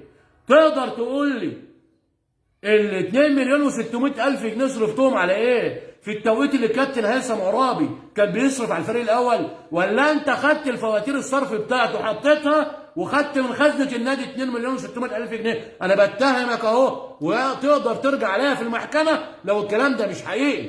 انا دلوقتي بتهمك بقول لك السنه الاولانيه اللي كابتن هيثم عرابي صرف فيها على الفريق الاول هو صرف 4 مليون جنيه، انت طلعت ميزانيتك ان انت صارف في السنه دي 2,600,000 جنيه. انت كنت بتصرف على الفريق الاول؟ ما كنتش بتصرف عليه، امال ال 2,600,000 جنيه صرفوا فين؟ انا عاوز اقول بس حاجه، الكلام اللي الكابتن بلال قاله هو مسؤول عنه تماما طبعا ويسأل عنه، والكابتن احمد حق الرد، لكن انا عاوز حلول. انا عاوز اقول للناس بتوع بالقاس كلهم احنا عندنا مشكله في الشباب هنا، احنا عندنا في مشكله من يدير يا كابتن ايهاب، وانت كبرنا وصوت العقل بينا. كابتن بلال موجوع وجع شديد جدا وحزين وعيني، يعني انا حاسس ان هو معاه شويه. لا بقول يا كابتن انا عارف والله، بس انا مشفق عليك. انا بقول واقع، انا مش بهاجم حد، انا بقول واقع. انا بس مشفق عليك. انا عاوز حد يرد يقول لا الكلام ده كده ويطلع مستندات. يا كابتن عماد اتفضل يا كابتن. انا بطالب مجلس اداره نادي بالقاس انه يستغل الانتخابات البرلمانيه دي. في عندنا دلوقتي 100 واحد مرشح نفسه 300,000. ما كل واحد يدفع لشباب البلد. عشان نستغل الناس ديت. هدفع ازاي وهو الراجل ممكن يكون بيودي الشباب؟ ده موضوع جمر طلقه، دي مشكله. انا هدفع لك وانت بتودي العيال. عايزين ولادنا، ادفع لك تصنفهم على عايزين ولادنا يبقوا في النادي بتاعنا. الفريق الاول ما فيش ولا لعيب بالاساس يا كابتن ايهاب، حتى الفريق الاول اللعيبه الكبيره اللي بتلعب دوري هو الوقت احنا بنلعب في مستوى رابع يا كابتن. معلش كلها لعيبه اغراب. كابتن وعم ادوارها كابتن حته ولاد البلد ومش ولاد البلد دلوقتي انتهت دلوقتي، معلش يعني، لان الوقت كله بيجيب مثلا من بره. انا اولاد البلد دلوقتي انا بشوفهم وانا رايح القاهره وجاي من القاهره، بيروحوا طلائع الجيش وبيروحوا واد بنك الاهلي وبيروحوا بيرمز، مساكين العيال الصغيرين مساكين، لان مش لاقيين. لازم يا جماعه البيئه، لازم يبقى عندنا بنيه تحتيه. طلعت بره لان هم ما فيش ثقه في النادي، ما فيش ثقه في مجلس الاداره، ما فيش حد في مجلس الاداره يا جماعه بتاع كوره. ما حدش بيدير فعلا بكلمه جد، ما حدش بيحتضن المواهب. اقول لك على حاجه، اتفضل. هو احنا هنقص الحته دي ونقولها للناس. أيوة. مين في الرياضه في بالقاس كادر، سواء كادر اداري سواء كادر فني؟ قول لي كده اسماء ممكن اشاور عليهم بالبنان. لما الاستاذ محمد طلبه نجح في الانتخابات اه بقى رئيس نادي، اتصلت عليه اول يوم ثاني يوم، قلت له يا استاذ محمد، هو يعني في نسب يعني، قلت له يا استاذ محمد انا عايزك تنجح. عندك الكابتن علي تاج، دي اللي هينجحك. هو علي تاج ما بيشتغلش في النادي ليه؟ ما انا بقول لحضرتك اهو، انت عارف بياخد راي ناس، مش عايز اذكر اسامي يعني. ده قمه كبيره يا كابتن اباد، مش عايز اذكر اسامي، خد راي ناس مين ما لهمش في اي حاجه في الكوره، وانا بقول له بديله نصيحه، ما قلتوش اخويا لا، ده بقول له الكابتن علي تاج يمسك مدير قطاع الناشئين، ولا سمع الكلام، ما بيسمعوش النصيحه. يا جماعه علي تاج ده قيمه كبيره جدا مع حفظ الالقاب، ده كان استاذنا وموجه هو اللي ربنا، هو كابتن حكيم. اقول لك حاجه، الكابتن حكيم جه دلوقتي موجود من السعوديه موجود. الكابتن احمد موجود، الكابتن علي موجود، في ناس كتير موجودين، ولكن هم مش عايزين حد. صدقني بكلمك بجد، مش عايزين. ايه الحل يعني؟ مش عايزين حد يعني؟ مش يعني سيب البلد، احنا بس بننصحهم وخلاص يعني. طب نجيب الكفاءات. لازم النادي يهتم بالعيال الصغير، القطاع الصغير. هو بيودوهم طلخه. لا يا كابتن، ما احنا بيودوهم يعني اذا كانوا نمنع موضوع طلخه ده. لا، اذا كانوا هم غلطانين فهنصلح، هتتصلح. بنودي طلخه هنجيبهم ازاي؟ لا في الملعب بالقاس، ونادي بالقاس، يلعبوا باسم النادي بالقاس. الرخصه مش موجوده يا كابتن، الرخصه طلخه. هيلعبوا ازاي باسم بالقاس والرخصه طلخه؟ هتسجل ازاي؟ القوايم هو مدي القوايم للراجل بتاع طلخه، ويسجل هو من هناك من الكره بتاعت ديكيرنس. هم شغالين على اكاديميات، والاكاديميات دي ما بتطلعش لعيب، كلها سبوبه. طب انتوا بتتكلموا عن الرياضه بس، على الكوره. هو احنا ما فيش ورانا غير الكوره؟ لا ماليش. انا ابني بتاع مصارعه، ابني بتاع ملاكمه، واحد هو برضه يا كابتن عماد، اصل احنا عندنا في بالقاس المدينه في تخصص، نادي بالقاس نادي كوره معروف كده طول عمره، ولعب دوري ممتاز. نادي الشباب فيه مركز الشباب في كل الالعاب، في المصارعه وفي الملاكمه وفي اليد وفي بس مفيش حاجه موجوده في كل الالعاب، حتى المساحه عنده بتسمح بالكلام ده. وكان زمان في مساحه زي ما الكابتن ايهاب بيقول، انا بطالبك اللي بتوع التربيه الرياضيه كانوا موجودين. انا بطالبك تاخد الكاميرا بتاعتك وتروح مركز شباب بالقاس، هتلاقي خرابه عباره عن خرابه، 13 14 فدان خرابه. فين وزير الشباب؟ ما مش عارف، خرابه. وهتروح تسمع كلام معسول قسما بالله عينك تدمع لما تشوف. ايه اللي بيحصل ده؟ ملعب السله فين؟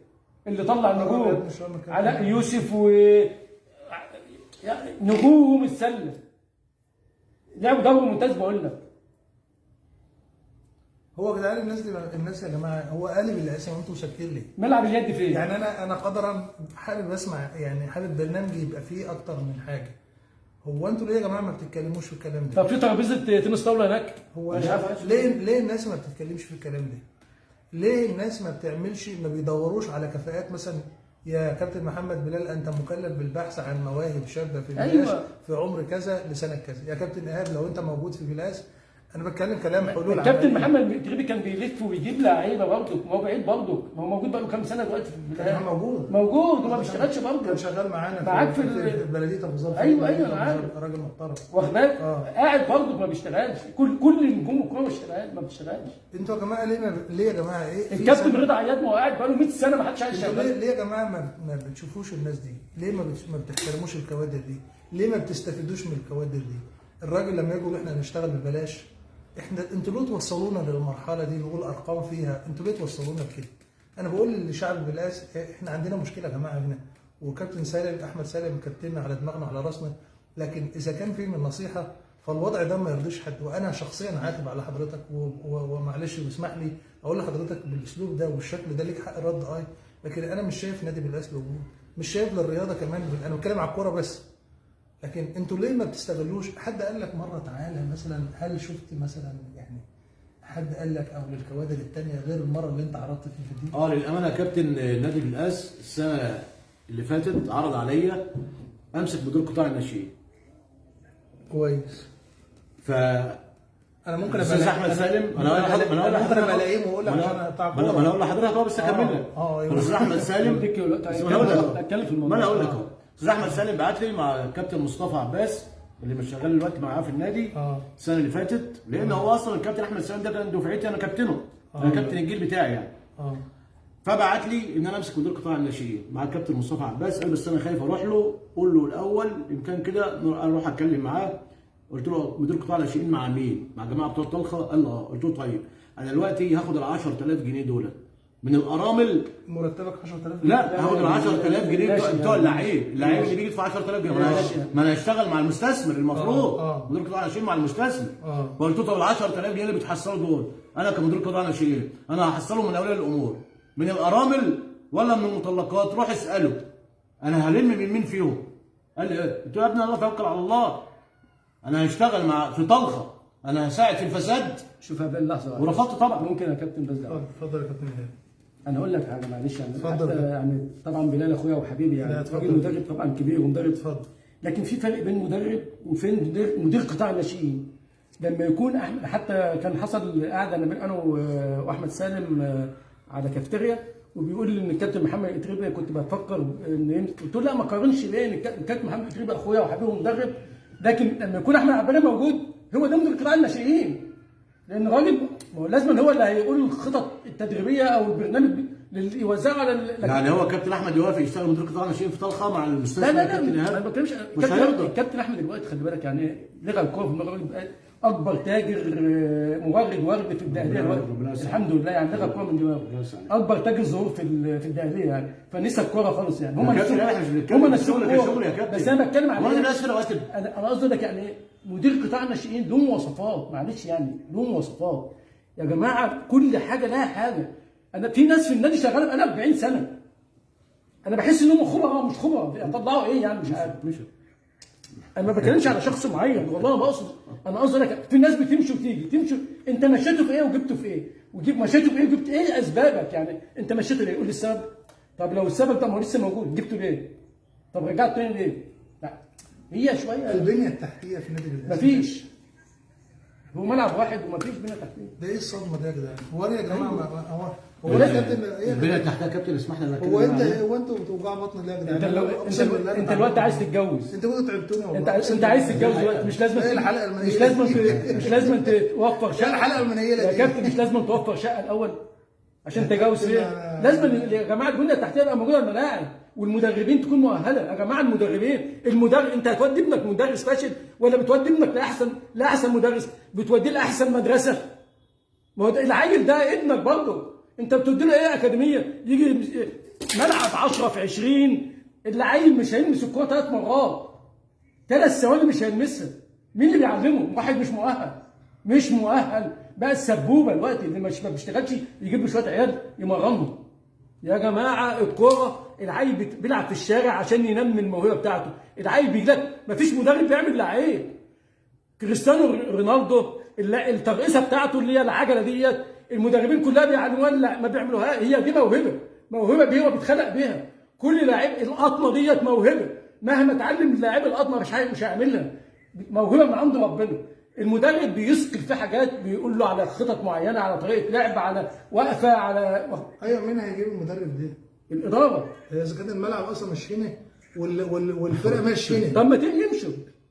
طب هو يا جماعه هو لما يبقى الملعب مش هنا والمدرب مش هنا ومفيش بنيه تحتيه، وانت شوف ازاي طب نعمل يعني تحاسب ازاي بقى؟ اذا كنت عايز تحاسب بلال ما تحاسب ده ازاي؟ يعني نسيب البلد مثلا ولا حاجه يا جماعه؟ يعني نسيب البلد ونمشي ولا حاجه؟ ولا انتوا عايزين تعملوا ايه يا جماعه؟ والله انا زعلان جدا والله، انا مقهور والله، انا مش في خصومه مع حد ولا عندي خلاف مع حد، بس انا زعلان قوي والله. ومن حق الرد على فكره طبعا، لهم حق الرد، بس الكلام مؤلم مش موضوع رد يا كابتن. يعني يرد يقول انا ما اديتش قطاع طلخه مثلا، بحق الرد. طيب حضرتك يا كابتن عماد سالت دلوقتي البنيه التحتيه للنادي بالاسم. الدوله مشكوره موفره للنادي ملعب ومدرجات وملحقات للملعب وكل حاجه. وكمان بتبعت لك فلوس، صح يا كابتن عماد؟ كمان مجلس الاداره اللي موجود حاليا ده حل الاضواء الكشف. حل الاضواء الكشف. ازال 4 ابراج اناره بكشافتهم، ازالهم. طب ماشي، هنقول ان هم كانوا عايزين صيانه وما عادش ينفع يتعمل لهم صيانه فاتشالوا عشان ما يمثلوش خطر على الناس الممارسين في الملعب. كلام جميل. يا كابتن عماد، الكابلات الضغط العالي اللي بتمشي من تحت الميه، في كابلات ضغط عالي بتاعت ابراج الاناره دي موجوده تحت الارض ب 2 متر ومردوم عليها. مين صاحب فكره انه يفحر الارض على كابلات الضغط العالي سلوك الكهرباء ويطلعها يبيعها خرده؟ علشان يستحيل ان الاضاءه ترجع. بتقول ايه؟ في اضواء كاشفه في نادي بالقاس. تعالى يا ابني هنا. بتقول ايه يا كابتن؟ في اضواء كاشفه في نادي بالقاس. اتباعت. مجلس الاداره ايوه يا كابتن، اتباعت خرده ب 70,000 جنيه. كابلات ضغط عالي محاوطه الملعب من كل النواحي. ما انا مش عارف. قال لك تهلكت الابراج والكشافات تهلكت. ماشي، ما هو يا كابتن شباب الرياضه، انا مش عايز اتكلم يا كابتن بلال، مش عايز اتكلم. مديريه شباب الرياضه والموافقات بتيجي ازاي؟ طب انا موافق ان الابراج تشال، الكابلات يتفحل عليها تشال ليه؟ يا كابتن الكابلات دي بتمشي في الميه وبتقعد بال100 سنه. كابتن بلال انت احنا عايزين دلوقتي بس يعني ايه، قول لنا حلول، يعني قول لنا نصايح الناس دي تعمل بيها. دي يعني معلش عشان من افسد لا يستطيع الاصلاح. اللي بيفسد حاجه ما ينفعش يشترك في اصلاحها. المجلس ده المفروض بقى، انا بيتهيالي يا جماعه، يعني بيتهيالي كفايه عليكم كده. قال والله ما انا عايزك مكانكم، انا ماليش في الاداره، انا ما عنديش ملكه الاداره، مش موجوده عندي.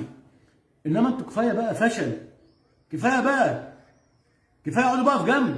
النادي تهالك. ادخل يا كابتن عماد الحمامات كده في النادي، شوف شكلها عامل ازاي. هتدخل العنكبوت هتلاقيه من وش. اللي مش قادر يعني يعمل في الاداره، انا مش عايزين تعملوا ايه؟ مش عارف. اللي مش قادر يطور او يكبر المكان فعلا هو متمسك بيه ليه؟ انا مش فاهم يعني.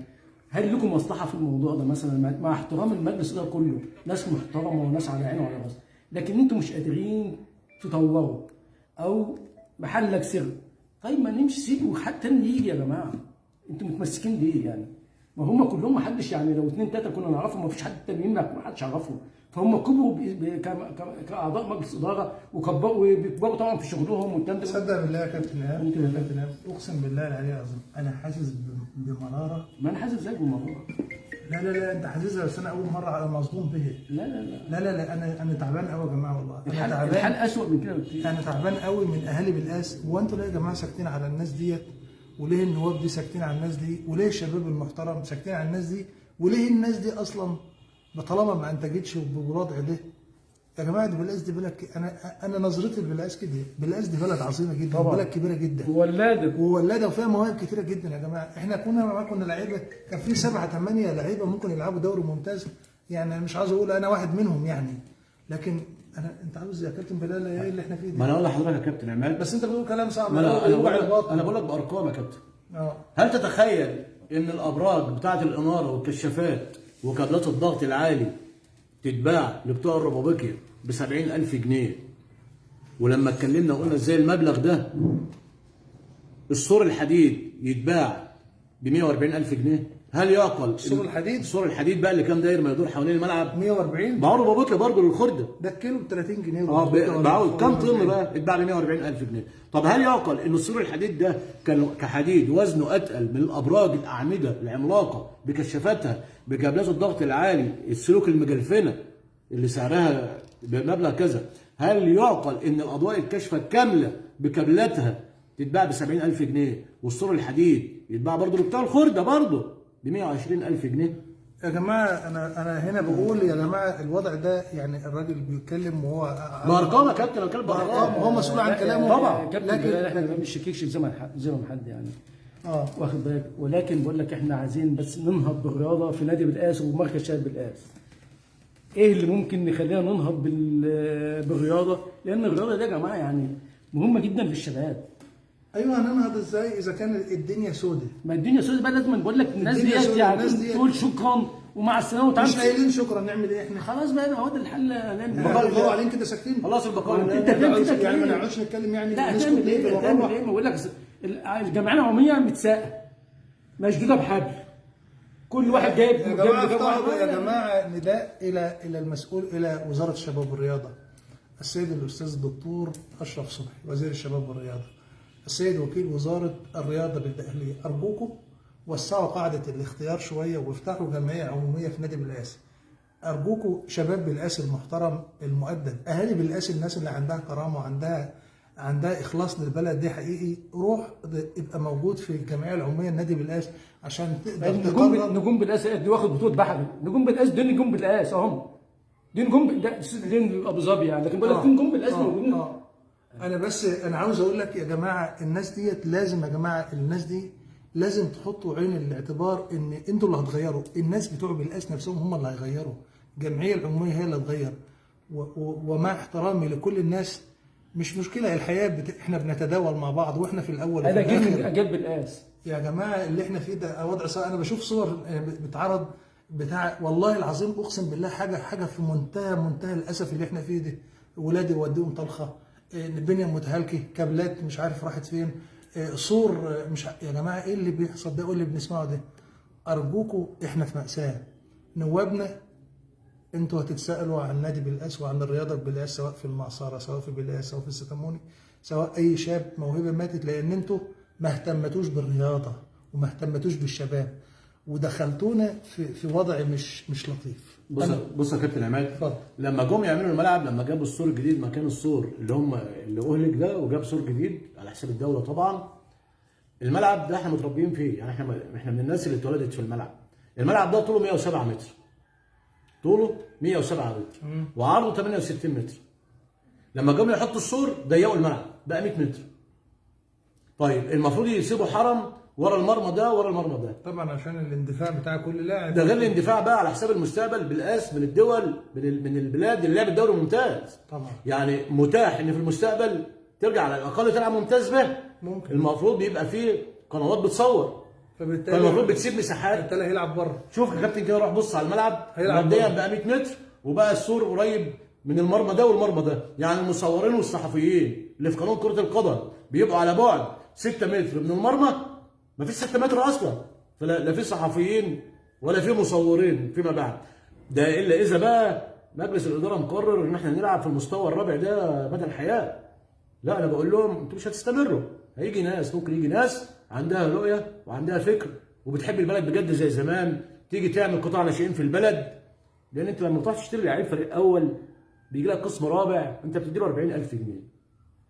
40,000 جنيه في سوق اللعيبه مش فلوس، انما لما يكون عندك قطاع ناشئين بتطلع فرز اول من عندك، اللعيب يسوى مليون جنيه، واحنا كمان عندنا، يلعب معاك في الفريق الاول يصعدك. واحنا عندنا كمان طب مواهب يا كابتن عماد، عندنا مواهب. هم يقولوا لي، هم بقالهم دلوقتي اكتر من 8 سنين بيشتروا لعيب، بيجيبوا ويتعاقدوا مع لعيبه فريق اول، بيدوا اللعيبه 40,000 جنيه و30,000 جنيه. قول لي على لعيب واحد انت جبته تعاقدت معاه ب 40,000 جنيه وبعته ب 7 جنيه ولا لعيب. انما تاريخ نادي بالقاس كله لما تيجي تحسب، كابتن عادل خليل طلع من ناشئين بالقاس راح الاهلي بفلوس، كابتن علاء خليل طلع من ناشئين بالقاس، وكابتن عبوده راحوا المقاولين العرب، اتبنى المدرجات اللي احنا بنقعد عليها دلوقتي، وخدتوا 5000 جنيه او كان مبلغ ايامها مبلغ كبير، وكمان المقاولين العرب بنى لنا المدرجات. كابتن اشرف عبده لما اتباع خدت فلوس، كابتن محمد محروس لما اتباع خدت فلوس، كابتن حسام الشربيني لما اتباع خدت فلوس، كابتن اسامه عبد الغني، مش عايز هقعد اعد كتير، كل دول من ناشئين نادي بالقاس اللي متربيين، دول اللي انت بتمسك. مصطفى فتحي ده ابني بقى، مصطفى فتحي تابعته للزمالك ب 120,000 جنيه، وكان المجلس اللي موجود مجلس معايا 400,000 جنيه. طبعا ده كان شغلي، ده كان شغلي وشغل المدربين اللي كانوا موجودين ايامها. مصطفى فتحي ده احنا كنا نقدر نطلع مصطفى فتحي كل سنه، نطلع مصطفى فتحي جديد يمثل مصر. محمد صلاح بيبقى خارج من الملعب ومصطفى فتحي نازل مكانه. يعني طلعنا نادي بالقاس ده قادر انه يطلع من بره، كلفك في السنه 80,000 جنيه بعته ب 5 جنيه. لعيبه بالقاس بس اللي بتتباع. هنعمل ايه يا كبرنا؟ طب هنعمل ايه بس؟ نقفل الحلقه. انا زعلان والله العظيم، انا ما الاقي مخرج، مفيش غير حل. إن انا استعطف، يا اما يسمعوا الكلام بقول لك يعني بستعطف الناس، بستعطف الاهالي والشباب خلي عندكم يعني نوع شويه من الحب للبلد دي، لازم لان والله العظيم اقسم بالله لازم وجوه جديده تيجي تمسك نادي بالقاس. ده الحل. هتيجي منين؟ من أسس الجمعيه بقول لك وجوه جديده، الناس دي ترفع ايدها وتقدم اللي استقالة. يفسد يا كابتن عماد ما ينفعش يشترك في عمليه الاصلاح. هيطلع ازاي؟ مش لازم الناس الجمعيه العموميه اللي تتحرك، احنا بنتكلم كلام ورق. لان يا جماعه الكوره عايزه حنفيه فلوس. ما هم رفعوا مش هتقدروا تجيبوا فلوس يفلوها. بقى. الكابتن عماد سؤال، هم رفعوا الجمعيه العموميه. اول ما المجلس ده جه كانت الجمعيه العموميه عشان تبقى عضو في النادي تدفع 65 جنيه، رفعوها مره ل 150 جنيه. يقوموا داخلين مثلا 100 عضو من قرايبهم ويقوموا واخدين قرار رافعين الجمعيه عشان يصعبوها على الناس ما تدخلش. وصلت الجمعيه دلوقتي دخلوا اخر مره 200 عضويه ليهم لقرايبهم ولجيرانهم واحبابهم، دخلوا 200 عضويه وراحوا واخدين قرار رافعينها ل 450 انتوا جنيه. عارفين ان الجمعيه العموميه الناس قرايبهم اللي بيدخلوا دولت وبيحطوا لنفس الاشخاص ديت، انت تعرف ان انت محاسب قدام ربنا، ان انت قدام ربنا محاسب ان انت اخترت ناس لم تنتج للبلد دي شيء، انت محاسب قدام ربنا. بس وبعدين يا هي كلها احنا كلنا يعني هنموت. كابتن عماد والكابتن احمد سامي دلوقتي بيقول لك يعني انا خلاص اللي عايز يجي يشيل يعني. فيمكن يكون ذوق ولا حاجه. طب ما يقول يعني يعني طب يمشي. طب يقدر استقالته يمشي. يقدم استقالته والمجلس يمشي هو خايف النادي يتوه لما يسيبه هو ماسكه من ايده. النادي هيتوه. طب خلينا اقول طب ما يسيبه. هرد انا بدل النادي نادي الدوله. ممكن تكون ولا نادي بتاع حد يا كابتن هاب. لا، ده نادي الدوله مؤسسه هرد يا الدوله. كابتن. يعني الكابتن احمد لو هو مثلا الموضوع صعب بالنسبه له يقدم استقالته والمجلس، ونفتح باب الجمعيه العموميه كمان شويه لناس كتيره، لكل الناس بشفافيه، والناس تختار، وبعدين نحدد قدام الناس، يبقى في وعي اجتماعي لكل الناس اللي شغاله في الميديا. تقول ايهاب عباري راجل قيمه كبيره جدا، يا جماعه ده الراجل ده يبقى موجود مستشار او موجود في الكادر الاداري.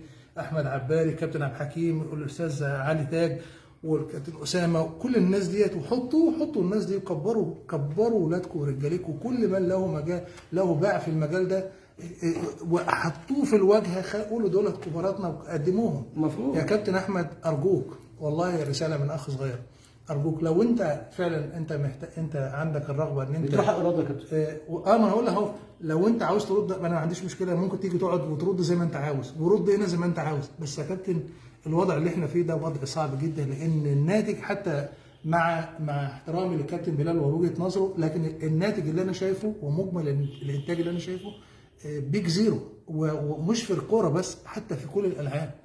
انا مش عارف الناس مش واخده بالها ليه يا جماعه، احنا في مشكله كبيره ومش اسالوا على حلبة الملاكمه كده يا كابتن، اخبارها ايه؟ حلبة الملاكمه اللي في النادي.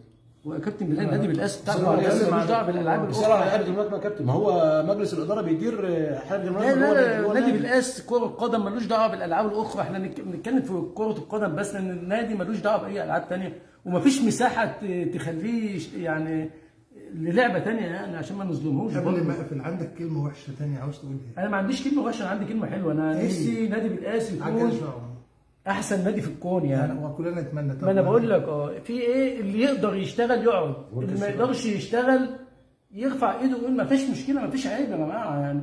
النادي عايز حنفيه فلوس، هتقدروا توفروا الفلوس ديت اقعدوا، مش هتقدروا باي حاجه بقى من جنبكم الخاص، من الموارد اللي تقدروا تعملوها لو انتوا عندكم. انت ما رحتلهمش ليه؟ انا ما بروحش، انا ما عادش بروح النادي بالقاس من يوم الانتخابات. ما حدش بيروح يا كابتن عماد خالص، كل الناس نفسها مسدوده. ما رحتش للنائب بتاع الدوله ليه؟ والنائب وقلت له اللي بيحصل ده 1 2 3 4 وانت جزء اصيل من اللي هيحصل. بنكلمهم من خلال صفحاتنا، هم اصدقاء عندنا كلهم على الصفحه بيشوفونا وبيشوفونا كويس، وبتقدم لهم تقرير بكل الكلام اللي بيتكتب. ومفروض الناتج صفر. ما حدش قال لهم ما تواصلتش انت هاتفيا او مع مين؟ مع النائب او النواب؟ ما هو النواب اصدقاء عندي على الصفحه فبيشوفوا الكلام اللي انا بكتبه، وهم بقول لحضرتك لو ما شافوهوش المكاتب بتاعتهم بتقدم لهم تقرير بالكلام اللي بيتكتب. بص يا كابتن، كلمه حضرتك بتقول كلمه اخيره. مركز شباب مأجر الملعب الترتان بقاله 3 سنين ونص، في تصوري يعني الشهر لو ب 70,000 جنيه، ممكن يكون بيجيب اكتر من كده، فيبقى عمل 3 مليون ونص. الناتج ايه في مركز الشباب؟ ايه التطور اللي حصل في مركز الشباب؟ 3 مليون ونص. اسمح لي استلف الكلمه منك. 3 ونص. تقريبا 3 مليون ونص. امال ايه؟ كابتن عماد انا عايز اقول كلمه واحده بس انا خلاص يا كابتن هخلص. النتيجه استلف الكلمه منك بيج زيرو. نادي بالقاس بتصرف 2 مليون ونص في السنه، الناتج ايه؟ انت بتلعب في مستوى رابع، مستوى دوريات، مستوى 4. كابتن بالله لحظه واحده، انا عايز اسال سؤال واحد. اتفضل يا كابتن. بعد الكابتن علي تاج ربنا يديله الصحه، في لاعب واحد طلع من الساحه، انتاج الساحه مركز شباب بالقاس ايه من بعد الكابتن علي تاج؟ ولا حاجه. تقريبا الوقت حوالي اكتر من 25 سنه من بعد ما الكابتن حمدي والكابتن علي تاج مشوا والكابتن حكيم مش قبلهم يعني. انتاج شوف ولا لعيب طلع من مركز شباب بالاس بعد ما كان كل اللاعب بتاع بالاس كله والمعصره وكلهم كانوا من مركز شباب بالاس. اعدهم لو قعدت اعد من هنا للفجر يا جماعه والله انا مش عاوز اقعد افرض نفسي، انا عاوز اسيب اساتذتي والكباتن بتوعي يتكلموا. لكن يا جماعه اللعيبه سهل جدا ان انت تعملها وسهل جدا ان انت تعمل قاعده انتاج ببلاش بالفكر يا جماعه. ده انت لو عملت 7-8 دورات رياضيه في العزب والقرى هتجيب 5-6 لعيبه تقعد تصنفر فيهم وتعمل لهم فتره اعداد وهتشتغل بيهم وباقل التكاليف. هتجيب مدرب واثنين وثلاثه، وفي ناس كتير عندهم خير عندهم استعداد يشتغلوا ومجانا بس بالقاس. اجيب الموهبه احطه تحت ايدي عشان اقدر اشوفه واقدر امرنه بشكل كويس واقدر اعمل فتره اعداد بشكل كويس واقدر اعمل له اعداد مع فرق مثلا في نفس. لكن بالشكل ده بنيه تحتيه مهلكه، مصادر صرف غير مش طبيعيه. الناتج كمان مفيش ناتج يا جماعه. احنا في مأساة. انا والله العظيم حزين. بس ما تتهمش الموارد يا كابتن، الموارد موجوده يا كابتن عماد. ما تتهمش الموارد بدليل الميزانيه بتاعتهم 2 مليون ونص كل سنه. ما تتهمش الموارد، الاتهام الاداره فقط، انما الموارد موجوده. بقول بس زمان احنا كنا بنلعب كوره كنا من ورا اهالينا كنا بنتدرب. دلوقتي الاب والام بياخدوا الولد ويجوا معاه الملعب ويدفعوا فلوس. يعني في ميزه يا جماعه الناس كل الناس دلوقتي عايزين يبقوا محمد صلاح ومرموش. فانت احنا عندنا ميزه دلوقتي ان الابهات والامهات هم اللي بيجيبوا العيال وبيدفعوا كمان. 50 واحد زي بلال كده مع في حرقته على النادي، وانا عارف انه ممكن خلافه مع كابتن احمد سالم. لا مفيش خلاف شخصي. خلافه مع خلاف المحبه. هما الاثنين اخوات واصدقاء ملعب وزمايل وتربيه واحده. لكن الوضع اللي احنا فيه وضع صعب جدا. كمان كابتني ان يحافظ على البلد دي لان ما لناش الا هي وكلنا نقف ورا الريس. انا بقول لكم اهوت ان البلد ده هتضيع لو ما وقفناش كلنا ورا الريس. حبوا بلدكم وحبوا رئيسكم لان مفيش زيه. ان شاء الله باذن الله. كابتن بلال كلمه اخيره. كلمه اخيره، انا بتمنى طبعا تصحيح الاوضاع. احنا دايما بنتكلم في الشأن الرياضي. انا ما عنديش خلاف شخصي مع حد، بل بالعكس. استاذ احمد علام انا كنت داعم ليه وكنت من اشد انصاره ان هو يبقى موجود.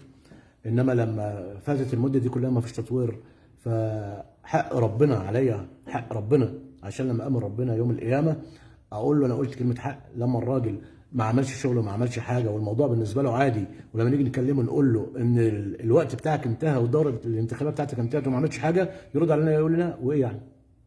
يقولوا ايه يعني؟ ادينا براحه. وببشره برضه، ببشرك بشرى يا استاذ احمد، لو انت شايفني دلوقتي او هتشوفني بعدين، الساحه مركز الشباب ما عادش في انتخابات. يعني ال 200 عضويه اللي انت عملتهم للاسف زي قلتهم. مراكز الشباب بقى اسمها هيئات التنميه الشبابيه، ومجالس الادارات هتبقى معينه. وعايز ابشرك بقى بشرى ثانيه جميله، هيبقى مجالس الادارات تحت 40 سنه. البادي لانجوج بتاعك صعب يا راجل. بعد 40 سنه لغه الجسد بتاعك. انا بقول قانون، انا بقول قانون يا كابتن عماد. بس هو بصيغه المحبه يعني. طيب ما عادش، ما هو بصيغه المحبه. الراجل قعد 4 سنين ما عملش حاجه، ما عملش حاجه. الساحه اتخربت اكتر ما كانت خربانه، فما عادش في انتخابات في الساحه. ببشر اسال بقى يعني بعد ما تشوف الحلقه ديت شيل سماعه التليفون بسرعه واتصل. حق ما عادش في انتخابات، ما عادش في انتخابات. طب ال 200 صوت اللي انت عملتهم ب 2000 جنيه ما كانت العضويه ب 10 جنيه وانت رفعتها بقت ب 100 جنيه، بقت زي قلتها. يعني الميزه اللي انت بتفكر انها بقت ميزه وافضليه ليك وانت هتسيطر على الساحه كمان دورتين 3 انتخابيتين، ما عادش الكلام ده موجود. فاضل لك سنه ومع السلامه. انا بقول لك اهو، فحاول السنه دي بقى تعمل اي حاجه يا راجل نفتكرك بيها. ده بالنسبه ان شاء الله. كل الكابتن احمد سالم بقى انا ما فيش خلاف شخصي بيني وبينه. انا لا مختلف معاه على ارض ولا على ورث. الخلاف بيني وبينه خلاف في النادي وخلاف لطريقه ادارته. انما هو على الموضوع الشخصي انا ما فيش حاجه بيني وبينه. لا انا مختلف معاه على ورث ولا بتحب النادي. بتحب النادي. بتحب البلد. هو اذى النادي. اذى النادي. فانا بتكلم في النادي فقط لا غير. انما بره النادي ماليش علاقه بيه. ماليش علاقه بيه خالص يعني. ممكن يكون هو عند ربنا احسن مني. ممكن يكون هو في اسرته افضل مني. ممكن يكون هو ربى اولاده افضل مني. ممكن يكون افضل ممكن واشك يعني. ممكن يكون افضل مني. انما في النادي انا ما شفتش افشل من كده. انا عاوز اقول كلام في منتهى الاسف والاسى، لكن ربنا سبحانه وتعالى يولي من يصلح في النهاية أنا بشكر حضراتكم شكرا جزيلا، وبتمنى يا رب إن الحلقة دي تكون طلعنا منها بحاجة. تعالوا نشوف حاجة كويسة وحاجة جميلة، خلونا نزعل أكتر شوية، خلونا نزعل، خلونا قوم أقف اقول لك الصور دي ايه؟ ده كابتن عماد طبعا. ربنا يكرمك، ده في الآخر خالص بقى بعد ما اعتزلت. روح يا عم عماد خلينا نتفرج. تعالى يا كابتن نهار. مفيش في الدنيا أغلى من وطن، ده الكل عندي. أول ما يقولوا مصر ألاقي نفسي أبكي. انت هتقول لنا بقى هتقول لنا الشعار ده الراجل اللي عامله. الشعر عرض ايه؟ الشعار ما كانش النادي، ما كانش ليه شعار. مين ده؟ مين ابو شعر ده؟ في زمن يتداخل فيه الحق بالباطل تظل أعظم ده شيء كسبته 2-1 نادي بالمغرب النادي الواحد.